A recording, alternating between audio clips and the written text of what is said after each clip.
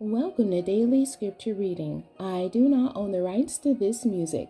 Mark chapter 5, beginning at verse 1 and ending at verse 20. This is the English Standard Version. Jesus heals a man with a demon. They came to the other side of the sea, to the country of the Gerasenes. And when Jesus had stepped out of the boat, immediately there met him out of the tombs a man with an unclean spirit.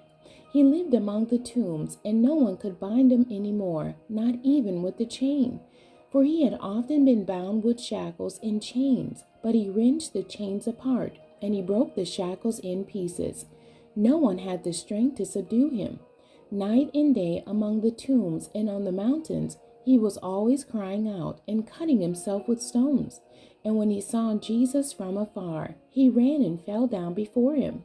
And crying out with a loud voice, he said, "What have you to do with me, Jesus, Son of the Most High God?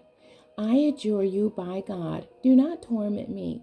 For he was saying to him, "Come out of the man, you unclean spirit." And Jesus asked him, "What is your name?" He replied, "My name is Legion, for we are many." And he begged him earnestly not to send them out of the country. Now a great herd of pigs was feeding there on the hillside. And they begged him, saying, "Send us to the pigs. Let us enter them." So he gave them permission, and the unclean spirits came out and entered the pigs. And the herd, numbering about 2,000, rushed down the steep bank into the sea and drowned in the sea. The herdsmen fled and told it in the city and in the country.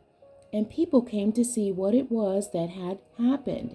And they came to Jesus and saw the demon-possessed man, the one who had the legion, sitting there, clothed and in his right mind. And they were afraid.